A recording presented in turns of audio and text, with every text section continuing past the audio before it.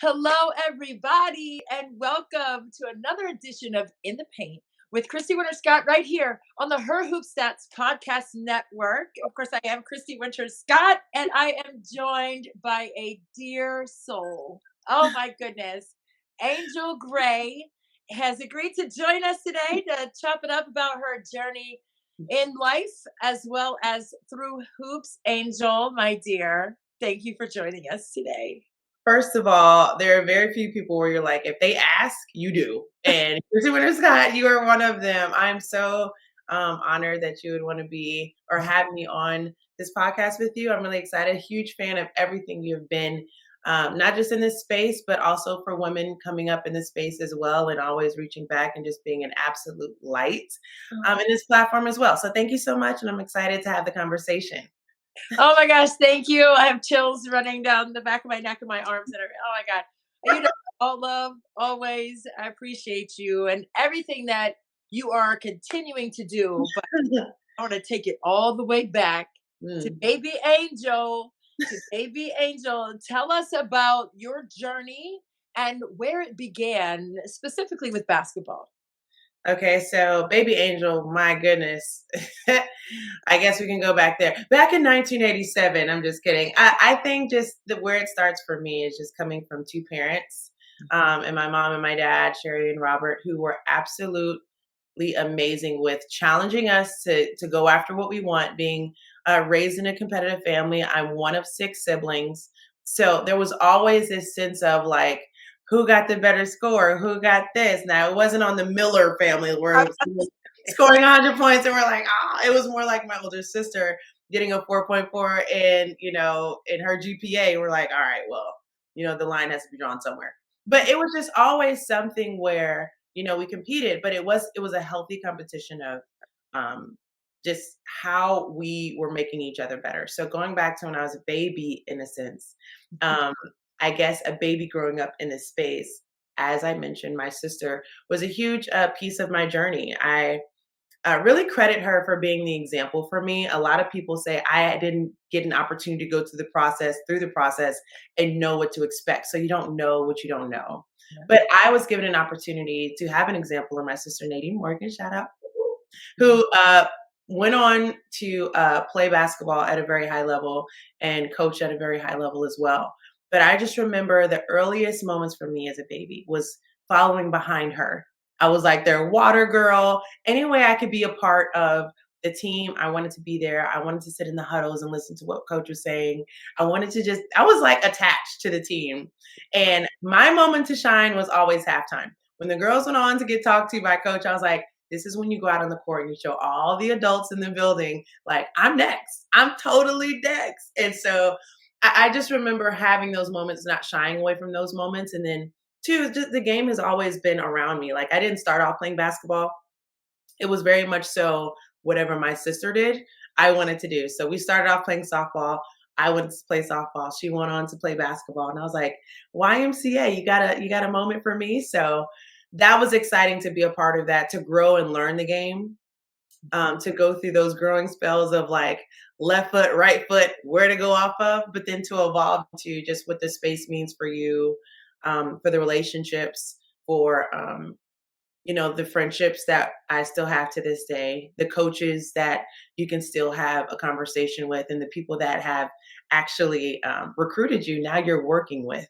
So it's really exciting to think how basketball has given me so much. Basketball was always something that I felt was giving me a vehicle to explore the world, to explore or tap into the greatest things in my life.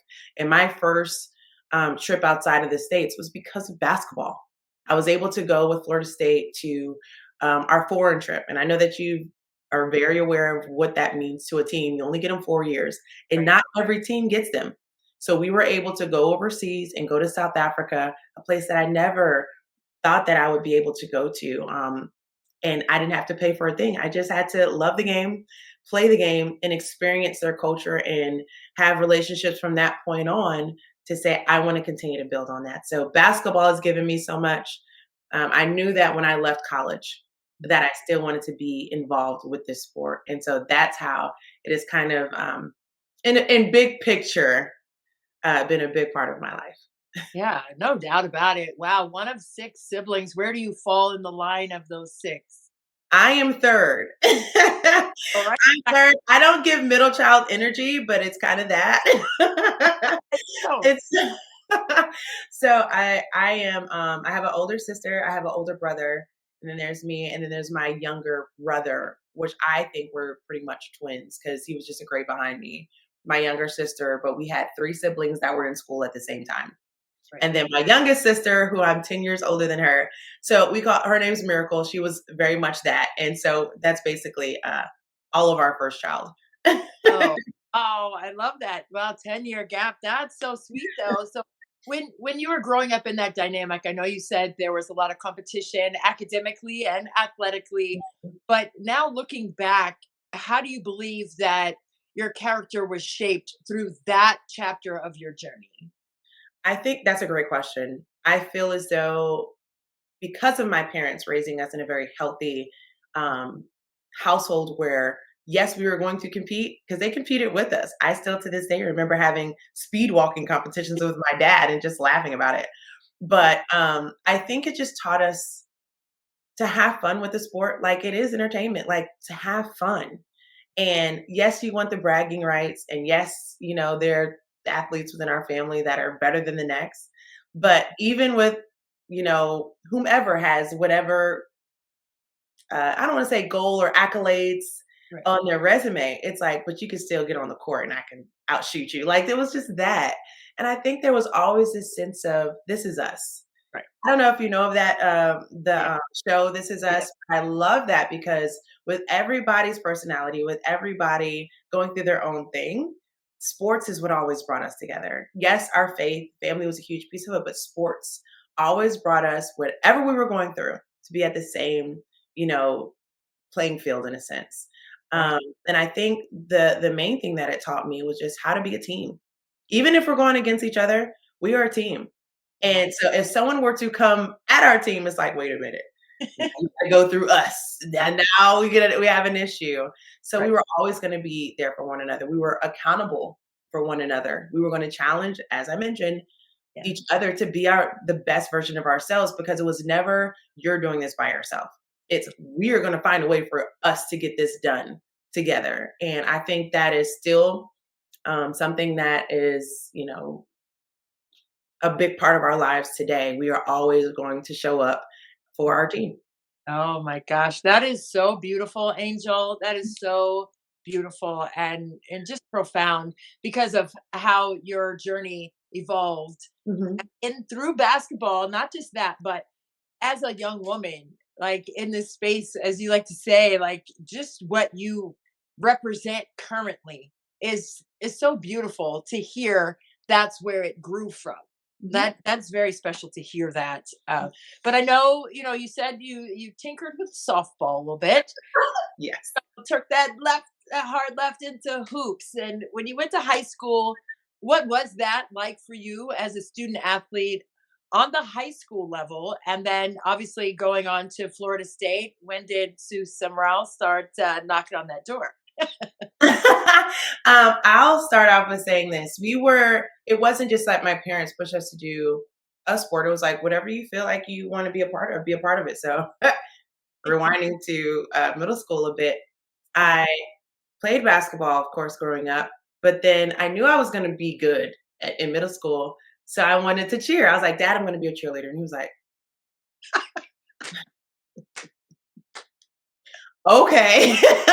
So I remember going from my cheer practice for football, like with my skirt on, going straight to basketball tryouts. And they're like, she thinks she's going to be a part of the team. And I'm like, little do you know that I'll be the captain. But it was, it was a lot of fun saying you could do both. Whatever you want to go after, just go after it and just have fun with it. So the transition to high school wasn't that hard for me because, of course, as you know, coaches know the talent coming up in the ranks. And so they were always in attendance. But Yeah. two, just being a part of varsity as a freshman and being able to start as a freshman, yes, it was great, but the work had to be put in. And I think there was always a challenge from the upperclassmen. Like, if you're going to come in here and take my spot, you better prove it every single day. It is not going to be a walkover situation. And we were a team that had a lot of success within high school. So we were a part of state. I know we missed it one year, and my freshman year, I do believe. But I just recall us always being a battle. We were always a part of, going against Amaya Moores. We were always going against Kelly Price. Like we were always going against the best of the best. Right. And so for me to be a part of that narrative, I think there was a something that I could say was a success of being excited to be a part of it. But I do think too, throughout my journey, you have to learn a lot about yourself and the people that are coming in with you too. There were some friendships that weren't as tight, going in, or even me feeling like, okay, there's a spotlight on me. How can we bring everyone else along? Do I feel like I'm changing in this space? You really do have to question where you are at each turn. Like, how am I staying grounded? How am I becoming better? But not just that, how am I around my friends and the person that I can look back on 5, 10 years down the road and say, she was the exact same person she was off the court as she was on the court. So I think in that you always look at who am I every single day at the core. And I can say that I felt like I was always a person that wanted to build solid relationships, be a part of the team, and just have an overall story of success together. Yeah. Oh my gosh. That's amazing because, I don't think a lot of people like in that 4-year span of high school see themselves and try to figure out who am I and who am I for this team? What is my role? And I think Mhm.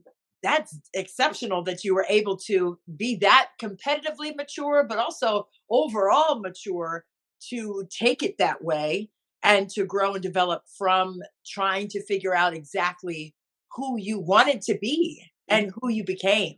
And wow, who you became your senior year.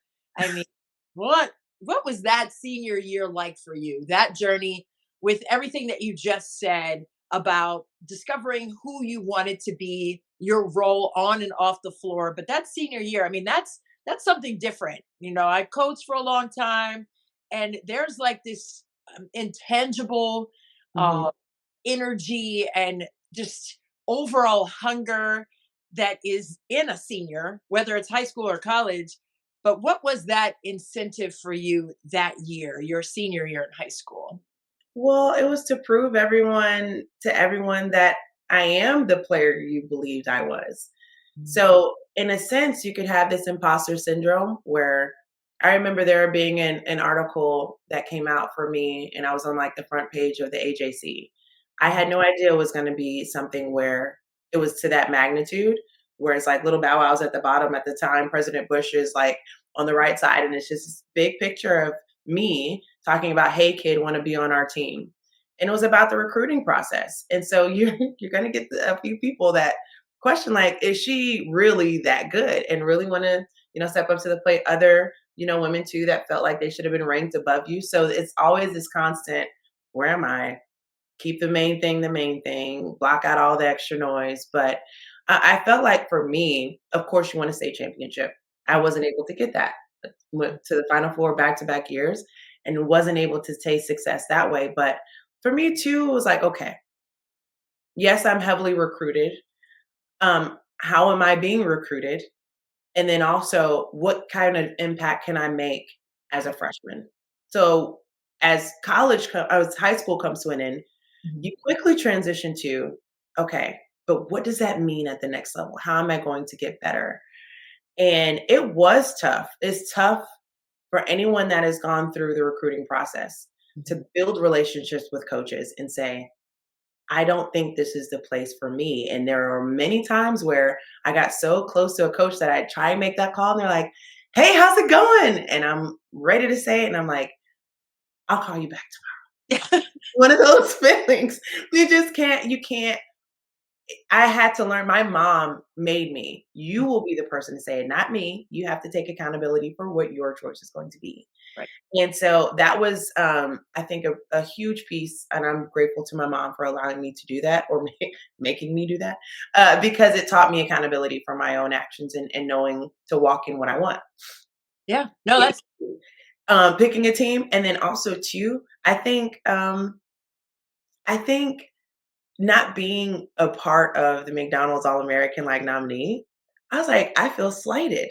So I felt that I also had a chip on my shoulder to take me into college as well. So there was a lot that was the transition, but for me, it was more so always put the work in, always trust the work that you're putting in, and that kind of brought me to where I was at Florida State.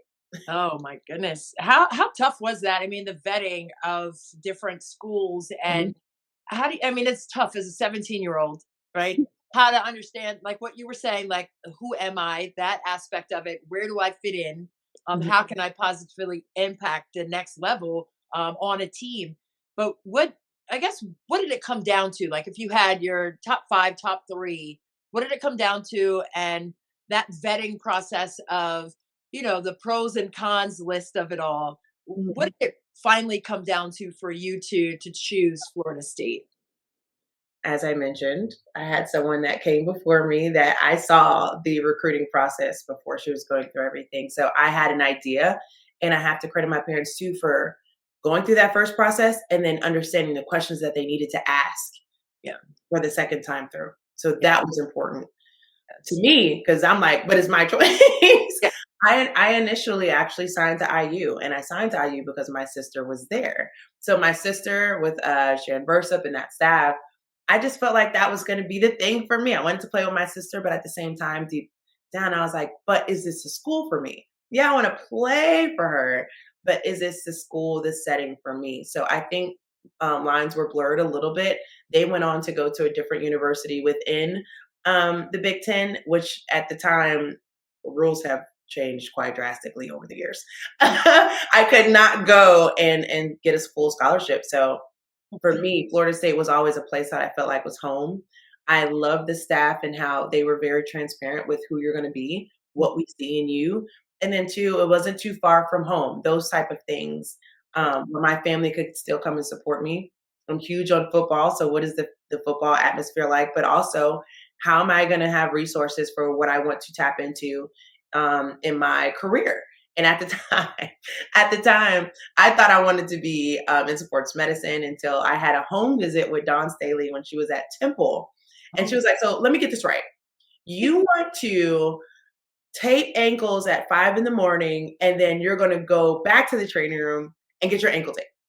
And I was like, well, if you put it that way, it doesn't make logical sense. But I felt like I wanted to be a part of it. So I went through a couple of things because I don't think that any person should always have what they want to do going into college. If that's what you are looking at, give yourself some time, give yourself some grace. That's what the 4 years are for, to say, who am I? Things may change. This interests me now. So how do I tap into that with my academic advisor? And I thought I wanted to do sports management. I did it. So now I'm in communications, but it was something where I had to learn what my personality and my experience around the game was going to be. It wasn't sports medicine. It was not being an agent. It was being a storyteller and being a person that could talk the game. And so Florida State allowed me to do that. IU also provided that as well. So it came down to a couple of schools, the relationships, being transparent about who they knew that I was going to be coming in. So the expectations were not skewed when I got there. My parents had to be comfortable with saying, this is my baby. This is now your baby. right. If you want me to back up, I will continue to back up if you allow me to trust that. And that's very important. And Right. they always knew that I was going to be in a safe space on campus. And so they always knew I was going to be taken care of on the court and off the court. And I can speak very, very highly of that. In the relationships I have now, still to this day, with the staff that is not all combined there now in different places, but they're still very big pieces of my life and my journey. Oh my goodness, I love that. I mean, you experienced so much success at Florida State. You guys went to four consecutive NCAA tournaments. You won tournaments at the ACC, two of them, right? Two titles. We got regular season titles, but thanks to Maryland, yeah, that was one. And then Oh no. Duke. Uh, Thanks, Christy Tolliver. You're still etched in my brain. And then I know, cover it up. But yeah, so we had two regular season titles, and we never got a conference title. oh, But that was something that we always aspired to have and didn't quite get a taste of. And hopefully, Brooke Wyckoff can bring it on home for the crew. yeah, for sure. But you guys did go to the Sweet 16 and the Elite Eight during Mhm. tenure. What was that like? I guess exactly going to the Sweet 16 and then the next year, right? Going to the Elite Eight, or was it flipped? So it was my first year going to the Sweet 16 program first, Okay. which was very exciting because we upset Stanford at Stanford. One of the greatest memories of my collegiate career. However, I didn't get to play. I had a torn ACL. So one of my good friends in this space, Rosalind Goldenwood, was on the sideline for Stanford at the time too with the torn ACL. And now we get to tell the story from a different perspective. But it was something that we celebrated. We were excited about it. It was a big part of, the trajectory. And as you know, when you're on TV and when you can do the upsets, the recruits are a little bit easier to get. And so we were excited more about being a part of history and rebranding, not taking away from anything that those that came before us were able to establish, because that's how I got there. But the rebranding of like what our culture will be going forward. And it wasn't to be a middle of the pack team. Think about it. We had the Dukes, the North Carolinas, the Maryland. Like, it was insane to be in the ACC. And so just to be a part of the conversation of like, we can too walk away with a championship in a way was exciting. Then in my senior year, we made it to the Elite Eight. We ran into UConn, of course, and if it helps the story, they didn't lose a game in 2 years. So you know how that ended. We lost in a major way in the Elite Eight. But to do that again, to have two moments in history where you could say you were the first. Yeah. That's special because we still talk to this day about how special our group was. We challenged each other. Everyone was so different. Right. We had different personalities that came to the table, but at the end of the day, we all had this chip on our shoulder to be better. Right. I think we proved a lot in that. So there were a lot of great times at Florida State. I can definitely love that. Oh, I love that. I love that. I didn't even know about you and Roz at the same time. Went through that. That's crazy. But then now both of you have blossomed so beautifully in the media world. And that's where I kind of want to go to now, because you're a Swiss Army knife when it comes to everything media. You've done sidelines, you've been play by play, analyst, like everything. Mhm. What has it been for you to be able to be so just flexible with everything and to just plug in and play, right? When it comes to your responsibility in front of the microphone and in front of the camera. Well, I was taught in college to be a one-man band. And if you know that growing up, it's just like, it's not this new age media where it's more, turning on social and creating your own channel. You have to do your own storytelling. You had to write your own scripts. You had to do your own editing. It was not something you just threw in a reel. It was breakdown, piece by piece of Yeah. what you wanted the story to be, setting up the interviews, writing your own scripts, being behind the camera to collect it, and then setting up the camera to do the interview. So I felt like because of the way I was challenged, my first job actually was taking an internship at Fox Sports Florida, Sun Sports, and I was a PA. So I'm logging tapes, I'm creating features that are you're gonna see right before the game comes on, teases or sizzles before football games. So it allowed me to see the game in different perspectives, sit in the truck. That's why I'm very adamant about going to the truck in big games and saying, thank you. You guys killed it, because a lot of the audience doesn't know. While you see us, there's a ton of people in the background Yep. making it go. And what we are hearing saying, go to this, go to that. And it's a team. Everything's a team of like 50 people that are working and you only see three maybe. Yeah. So shout outs to them. However, for me to be a Swiss Army knife, whew, girl, it's still a journey.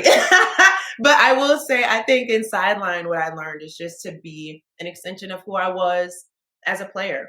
Mhm. I tore my ACL my freshman year. And so that's what we mentioned, not being able to experience, on the court with the first Sweet 16. But what I did experience was how to look at the game from a different angle. I came in as a point guard, and so I played the game and I was always a part of the game. But to sit back and actually sit with the coaches, I didn't sit at the end of the bench. I was talking with the coaches at the front of the bench. I was then sent to the middle of the bench to have any conversation with players. There would be times where you know how the team comes for the timeout, sits on the Yep. bench, and the coaches huddle. I Right. was a part of that huddle first, and then I would go to the bench and say, all right, this is what we're looking at, this is what we're doing. I would have to go over scouting reports. There was a time where I had to present the scouting report.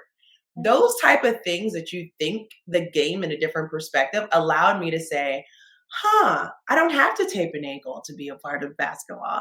I don't have to, be a sports agent. I can be hands-on and talk the game because I've done it from both sides. Yeah. I've been able to play it, and I also know what the coaches are going to be thinking about and discussing in these timeouts and these huddles. So I took that and I ran with it through broadcast. How can I explain, to the viewer in layman's terms what we have been living our lives through every single day for years, And so that's how I approach sideline analyst work as well. I got into play-by-play by mistake. Someone called me, shout outs to Penny Toller. At the time, I was transitioning from the Atlanta Dream to go elsewhere. I just felt like there was something different for me. Right. And I remember Penny Toller emailing me and saying, "We want you to be a part of the LA Sparks." I was like, "Across the country? Okay, cool, great. They're a great team." And she sent the contract and it said play-by-play. And I sent it back. I said, "I think there's a typo." Oh. And she goes, "No, we think you can do it. What do you think?" I had to sleep on it. And I woke up and I said, I think I can't close the door because of fear. If God is to open this for me, I have to be able to walk through it. And so in that, the preparation became very key. The resources became very key. So those same people that I was actually calling games with, I got them on the phone. Shout out to Tiffany Green, a lot of different people that I was able to call on and be humble and say, I don't know what I am doing. And it was not always pretty. And I had to grow in many times in front of a national audience. And it was hurting me at moments because I always questioned if I was good enough. Am I doing this space? Am I giving it enough? And to this day, I'm always challenging, is that good enough? Is that, how are we working as a team? But to be able to say, I never gave up. Yeah. And to be given opportunities to say, you can continue to live out your dream and be a part of the biggest moments, whether it be play-by-play, whether it be as an analyst, a host, or even sideline. You step up, you talk about that sport, you are excited about it, wherever it may be, and you walk in faith. And that's everything that I've tried to do in my career. Yeah, no doubt about it. I mean, walk by faith, not by sight. We understand that assignment every single day, and you are doing that. I just have to tell you, for me, I can go on and on. I don't want to do that because I want to get more out of how you have evolved your roles with an S, and how you've presented to the younger generation, the kids coming behind you who are in high school, who see your face when they pop the TV on in a myriad of roles. And what may they see when they see you? What may they be thinking, Angel, when they turn the TV on and see you in so many different roles and killing it in each one? I know I'm wearing Adidas, but there's a Nike ad that I love that just came out. And it says, "You can't win, so win." And there's been so many times where I thought, you can't do that. Go do it. You always hear the phrase, if it scares you, it's something that you should be doing. Jump. And I've always led with that. And if they're watching me in different entities, let that be the message. Yeah. I have not been an expert in any space doing it for the first time. I've always said, I'm going to try it and work my tail off to try and be the best version of myself. I thought that I needed to sound like so-and-so or this guy in the play-by-play chair. No, I am still finding my voice even in who Angel Gray is when I show up every day. But I'm comfortable with that. Be you. There are so many different people. I think they always say, like, when they bring you in, I remember questioning, what do they want to see? I mean, how do I want to sound? Do I put up a broadcaster voice? Like, what do I sound like? It's show up as yourself. And if there is, always ask for critiquing too. And you know this as well than being in this space. We are no different than athletes today. We still watch film. Absolutely. There are moments when you walk away from the desk and you're like, whew, that could have been better. So go watch the tape. And many times it makes you uncomfortable. Oh, a lot of times it makes you uncomfortable. Yeah. But you're watching it, you're growing from it, You go into the next game and you say, this will be different, and Right. have fun with it. And I think that's the biggest message is never count yourself out and only choose the thing you need to do when they make you. And Yeah. to this day, I am still living out in different spaces where they're like, what do you want to do? I'm like, what do you have for me? And continue to be a part of that conversation until I don't Yeah. necessarily need to be.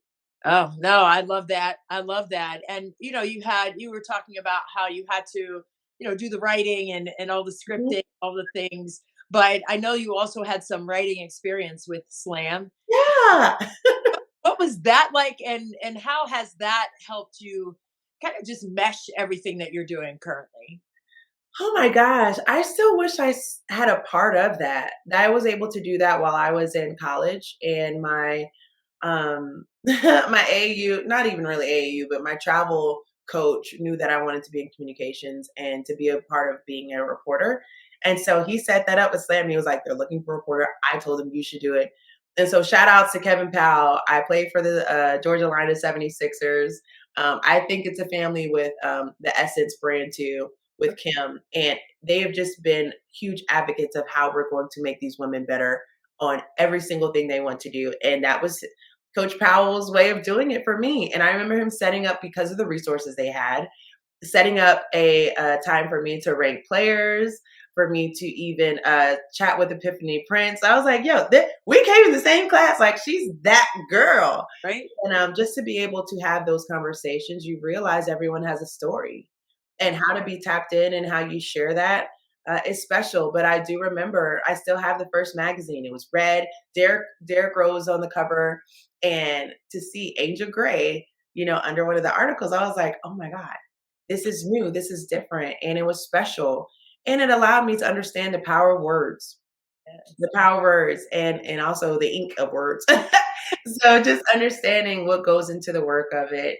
Um, Again, to your point, Christy, you can do any and all things. Throw whatever you want at the wall, and you don't know how many things you can be great at. And what I've learned is that covering women today in the WNBA, whether it be collegiate or whatever the case may be, even with NIL, the brand is, it goes way beyond what they do on the court.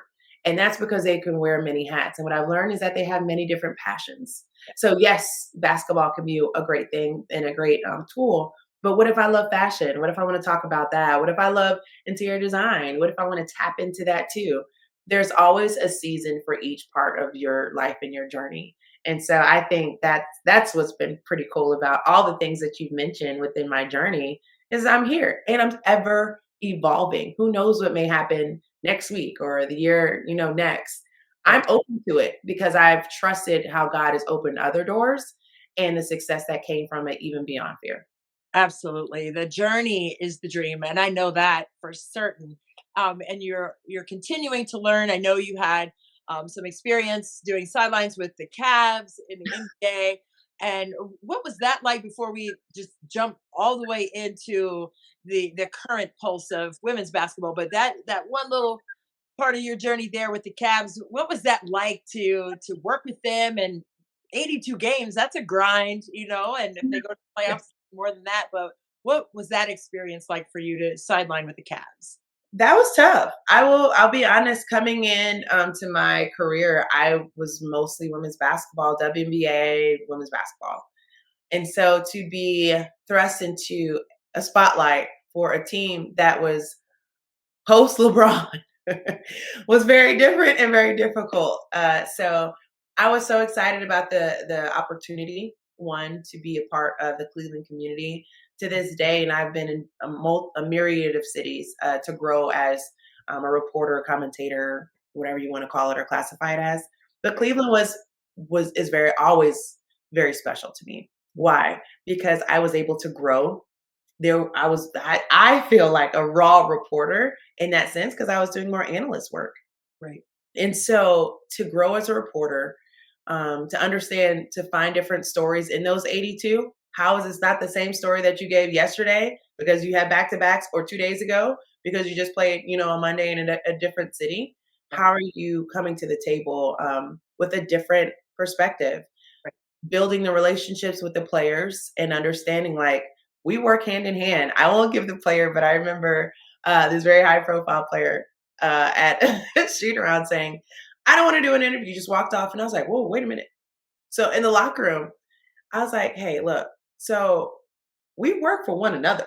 Right. You have a good game, we're going to try and come to you. Right. You know, like this is something that helps us too, because this is the broadcast. We Right. work hand in hand. However, we build a relationship together based off of trust, respect, and I respect if every day you want to talk. If we build that relationship, I'll say, you know what, we've used him a couple of times. Maybe we can grab somebody else. But if not, then we're probably going to go after you every single time. He kind of laughed about it to this day. I call him little bro. His family is super close. I love, they support everything that I've been a part of, like leaving Cleveland as well. Right. But it's those moments of building family. Yeah. And so that's been special, them being comfortable. Like I was with this team through 2020, through the COVID years of what is this going to look like? How is our coverage going to be different? And it did change. And I have to credit a couple of the guys too that were like, we'll go on a live and talk about what we've been doing at home. Right. Those different ways to be a part of a conversation, of sharing personalities and storytelling. Because of Cleveland, I was able to do that. I love that city. They embraced me like their own. It was hard for me to leave because I was so grateful for everything that they had done for me in my career. I just knew I had to take the next step in my journey. But every time I go back, I'll always see a tweet from someone in the Cleveland community saying, welcome home. And I embrace that. That is incredible. I love that so much. And you did an awesome job. I didn't see all the games, but I saw a lot of times. I'm like, here she is. There was a lot of them. I'm like, there she is, rocking and rolling. No, it was amazing. And just with everything that we've discussed, being one of 6 kids and the team and the competitive fire that was created in that chapter of your journey, and then moving forward to Florida State and having the adversity of an injury, but also the success of getting to the Elite 8. But then moving all the way through this journey that you're currently in, and riding the wave of women in sports right now. And everyone watches women's sports. It's the French edition, I love it. I don't speak to, I know Je m'appelle Angelique, et tout, or ça va bien. That's about it. Bienvenue. That's all right. Look, everyone watches women's sports. That's what I love it. I love it. Are you soft launching a career change in France? No, who knows? I don't know. I'm trying to do it, keep it a little branding. I like it. Anyway, but I love the fact that, it's not just a saying, it is actually occurring every single day, and not just through hoops, but in every single sport for women. And I have just personally, for me and my generation, to see this happening right now. And I think some people think I get overly excited. I am an overly excitable person, but only on specific things. And there are some things that drive my passion level through the roof.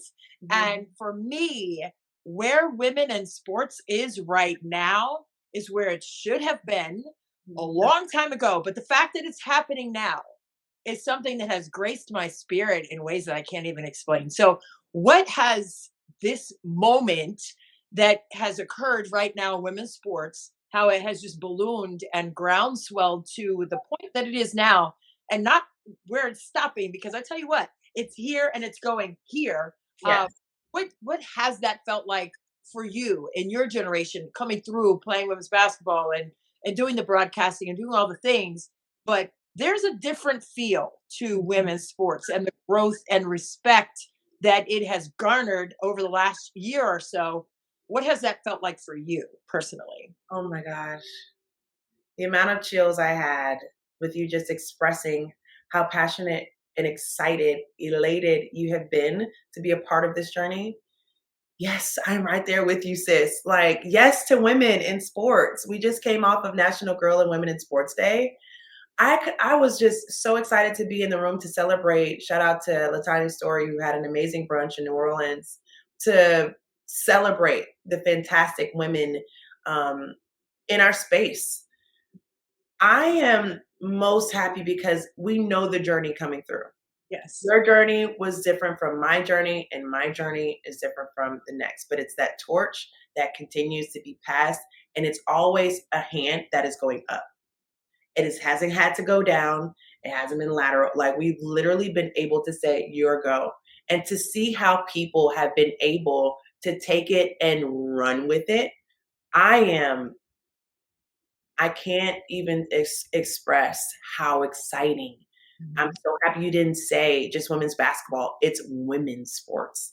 I just read an article that said women's sports is now, I think, the fifth most invested in sport. Just the fact that that's a part of the conversation when you go back just 2 years, where if you tweeted something on the main ESPN or the main whatever Bleacher Report, Right. and you had anything women's sports, it was, who is this? Where's the kitchen? What do you mean? Next, I don't understand. Now it's, oh man, she's nice. Oh, wait a minute. Did you watch the game? And you have people reaching out to us, and I'm pretty sure, did you watch the game? Yeah. What? Are you asking me? Welcome to the show. Pull up a chair. We're not going to get, I mean, I'm mad it took you this long, but Yeah. welcome. Welcome to this space because these women deserve it. They've worked for it. They continue to get better and better. Their games are going through the roof, ascending in every way.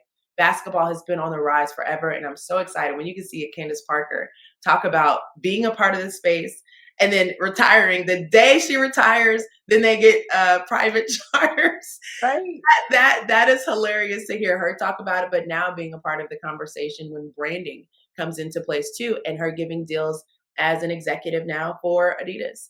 I think those stories are great, but also seeing the ascension of volleyball and different professional leagues being established now, softball having their first launch of a draft.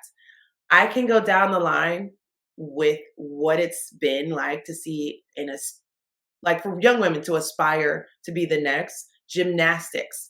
I mean, Yeah. across the board, it's been exciting. I don't want to miss anything. Just being um, a viewer of watching what was going on in Paris, I just can't explain to you how fun it's been to see not only them giving their all and for your country, just showing who we are as women, but then also too, we got to witness the first college basketball, game being done in Paris, and we see NBA and the NFL how it's global now.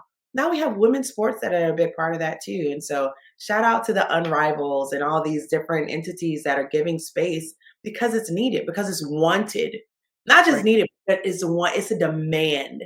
We're in demand, baby. Like, look, don't get me started. I don't, you don't got me riled up. Women's sports is incredible in English, Spanish, and in French. Right. Everyone knows it. All of it. All of it. All of it. And that's the thing. I think, where can women in sports go now? Like, Mhm. we know it's going up, but what do you see like in the next 5 years with how the momentum is just increasing every single minute of every day? What Mhm. do you see for women in sports in the next 5 year window?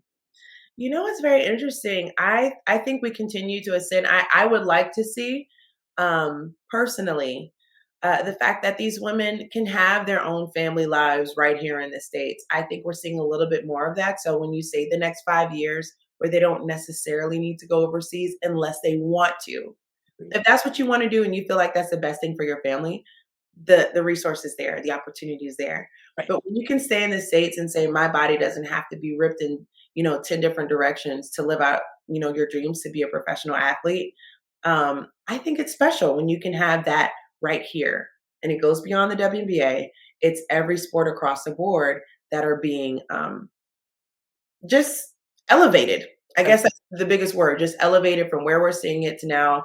I think even the broadcast, Yes. we're seeing different people. It's not just one network that's saying we're going to do this. Now, a lot of different entities, whether it be streaming through, we saw Netflix and what happened with Beyonce for, the Super Bowl. And now we're seeing so much that is even done through Prime. There are so many things that I think women can be a part of, whether it be Mhm. elevating the sport, playing the sport, but also being executives in the sport. So that's where I feel like we're going to see more of their features, more of them sharing their stories. What I love is seeing now athletes that are behind the mic and sharing, their interactions with one another. I think that's special. It doesn't always have to be someone that has not played the game or, that's more of a journalist. I can see that, being more prevalent because they have those relationships that they want a piece of the pie too. So I think that's how it continues to evolve. Social media and all this extra stuff has come up on me. Like, where did this come from? And how do you evolve with the game? But I think as things grow and opportunities for branding and creating your own space to share your voice grow, it only makes it easier for the next. And we're seeing that with the Sue Birds, Megan Rapinos, and the Angel Reeses. So you have to credit what they've been able to do and run with it. Yeah, no, we're in a full sprint mode right now, and it's just about, it's the elevation, but also you have to accommodate with Hmm. where they are, right? And a lot of them are starting families, like Stewie and and Chelsea Gray. They all have littles, they have little babies, and they're in the mix. Brittany Griner, just had a baby, so they're all, in that chapter of their lives where they want to be present, right? But also live their dreams and play with the passion that they've always known, right? So I think when you can, like you said, elevate, but also accommodate and Yes. meet them where they are with their spirit, right? And who they are as people, because as you know, it's not just what you do, it's who you are, but that develops who you are. Like what you're doing is developing who you are as a strong woman. Skylar Diggins Smith out there, buzzer beater queen right now with her two babies. And it's like, let's Machine. live. Skylar Diggins Smith shares some amazingness with the rest of us. My Yeah, goodness. absolutely incredible. But it's just like, it wasn't like that. It wasn't always, and even on the professional level, not just playing, but Hmm. just on the professional level, the acceptance of wanting to have a family and Hmm. raise kids, that was not looked upon in a positive way. Like when I had my kids, 20 years ago. So for me, it's like to see that is so refreshing too, which is why I always chime in and say, yes, mommy. You know what I'm saying? So all of them. And it's not a it's not a given that it should happen. It's something that has, like the sports world, it has gained respect. So now there's more respect for not only athletes but for moms. And for me, I'm always going to be. Listen, I can't even. I don't even want to again take it down that road. But I will say that that was something that was a whole negative Yes. professional person Yes. in sports, like, well, you have kids, so you're not going to be able to do that. Excuse me, like I'm still the passionate person that I was before I had the kids, and that's not going to change who I am, moving forward. So for me, I'm going to always be an advocate. I'm always going to be extra, and I'm always going to be cheering a little harder, because that was not always a little bit, but that was not always the case. And I will say that that was a discredit back when I had my kids. I will say that it was a discredit professionally, and I still don't think it's fair, obviously, with the tone of my voice, because that takes away who you can continue to become, Hmm. move into. You can't cut people out because you think, oh, that's too many things. They're not going to be able to do that. We Yeah. are able to do it, and we are able to do it well, and we are able to do it consistently well. And for me to see these moms out here, Nafisa Collier, just out here just killing it. I am like, I need pom poms and all the things. Like I just have to, give them their respect and flowers for not only doing it because we knew they could, but to be rewarded and respected for the ability to do it, because that was not in place. And not that, I know I could do it then too, but I wasn't given the opportunity. They've been given the opportunity, Angel. And for me, that's going to always be it. That's going to be 1000%. to see them live in that space in professional sports, but also in broadcasting and coaching. Yes. Barnes Copa at Arizona, her babies, she has her husband on staff. It can be done. So if you're out there, don't think you can't do it. Or somebody says, oh, that's too much. Like you won't be able to, that's why they went from 3v3 and playing with the rover and all those things back in basketball, because, oh, that's a lot of running for women. They're not going to be able to, excuse me, give us a chance, right? And we can sprint with the baton, Angel. And I'm told you I didn't want to go on, but I am like, Yeah, I'm just listening. I'm just taking this in. Like, yes, you're so right. running high right now, because that it just means so much to me, and to have a daughter as a college senior, and to understand what's ahead for her. That's why I really wanted to ask you about the next 5-year window for women in sports, and in what they want to do in and through sports. I just think it's Mhm. so viably important for everyone to understand that, you can't quiet us, you can't put us in some kind of a box to think that we can't do something. We can. And like you said, the Nike commercial. What was the Nike commercial Angel talked about and say? What was it? You can't win, so win. Like, who are you to tell me? And you aren't me. And two, I'm gonna be quite frank with it as well. People that aren't women are often telling women what they can and cannot do. And gone are those days as well. Honor them. That's why I always ask, like when people ask me, how can I be you? No, be different. Be a person that I have to ask to get approval for storytelling because I don't have to explain it to you, or whether it be a demographic or just a perspective of being in a woman's place. Like we understand that we can do immense thing. Like we can do so many things. And so I think that's very important. And as you were sharing that, I had to have conversations with other women. You talked about Nafisa Collier and Brianna Stewart and what they've been able to do. Shout out to Skylar as well. But how about people in our space, right? Shout out to Neil Ivy, who's Yeah. coaching, of course, the Tennessee coach, and I'm drawing a blank on her name, who had the biggest, win in her tenure at Tennessee against Yeah. UConn. Yeah. And then gave birth 18 days before that. Like what? And so to think about that, but also shout out to the Maria Taylors who say, I want to be a mom as well, and taking that into account and to do things like that.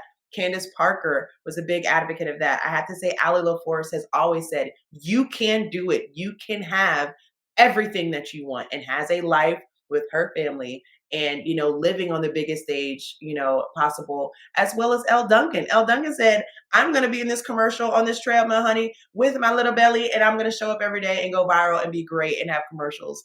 We Yeah. see you now. So I think it's just so special to see women being their authentic selves, and it's a gift. It is. It's a gift. Don't allow a gift to become a curse to what we want to do for our future and our dreams. And I think that's very important. It is extremely important, and I it's something that's never going to be lost on me because Mhm. of what I went through personally. And I've talked to you about it one day off.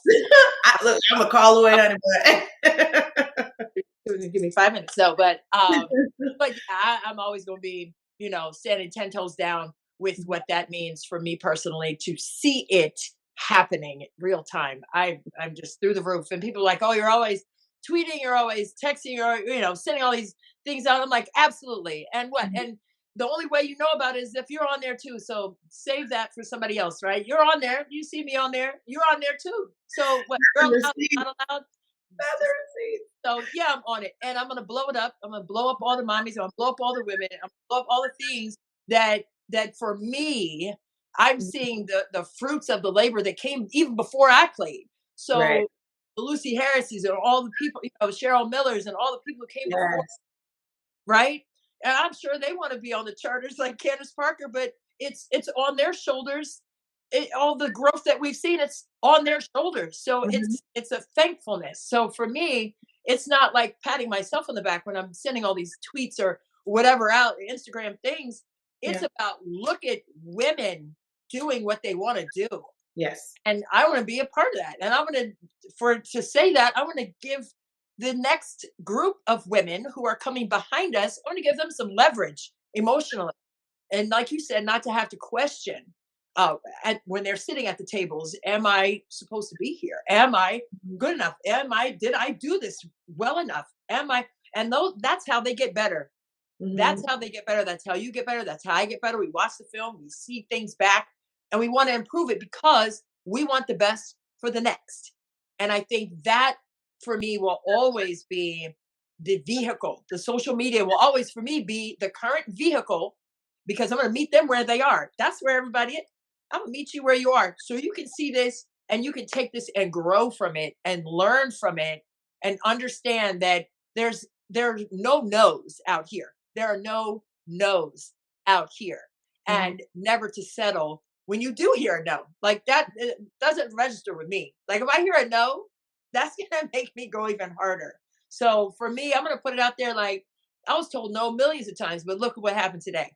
I've been told no 100 times doing this, what I'm doing right now. So for me, that's always going to be the most powerful statement that I can make, is to show that it's possible, to show the possibilities, to show the encouragement, to show the representation. Hmm. Of us can speak to that and how much that has meant for me, like see Robin Roberts, before me. So there are just people who have, been that for us, Hmm. and we have to be accountable, like you were saying, Hmm. to doing that for the next level and the next generation of women who are coming in with no fear and with no questions and with no boxes. And if there are, they're going to beat themselves out of that, and Yeah. they're to do what they were sent on earth by God to do. And that is to be the passionate, courageous, competitive, heartfelt, I don't know, all the other adjectives, people that they can be, and be the best people that they can be. Yeah. And to give that to the next, right? Mhm. Yes. Yeah.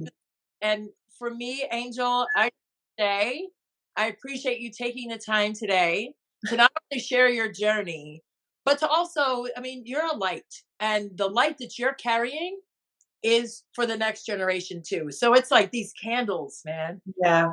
Like that's gonna make me Don't get me started. Oh my start. God.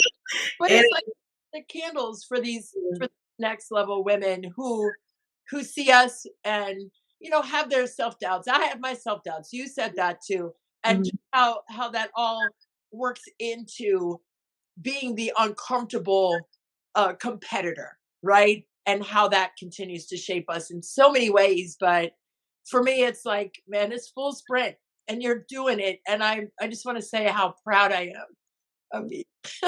Jesus Lord. and how much and how much your journey has inspired me, and how it has continued to inspire the generation behind. I can it takes a village, and I am so grateful for people like you, for my mentors, and a Latrina Robinson, and a Tiffany Green, and a Corey Close, Yeah. where we talk about that torch. We talk about the torch. Yeah. We got to talk about that arm being linked too. Yes, please. And when the arm is linked, that means nothing can break us. And as much as things may come at someone, it's the fact that I could turn to my left or my right and say, I need help. Yeah. I'm not feeling my greatest. Am I getting it done? And to be in a circle of women or men and say, have the confidence to say that I know that I'm good, because I trust that group to say we are going to elevate. Yeah. I always think about the journey to get to where I am today. Yeah. And I still think those moments where I wasn't sure if I can even call myself a reporter, or I wasn't sure if I was going to get an opportunity, I always had someone to call on my behalf. I always had someone to say, this opportunity came up. It's the rooms that your name comes up in that you are not in, Right. and the trust and the people in them to speak on your behalf. I am forever, forever grateful of that. And I'm forever grateful to the God I serve that knows the doors that I need to step in at the right time. So you are a big part of that. And I am so happy that we were able to do this. I am hoping that there was a message that someone can take from this, of encouragement, of inspiration. And if they feel like you are inadequate, we are hoping to fill your cup with go do it. Do it anyway.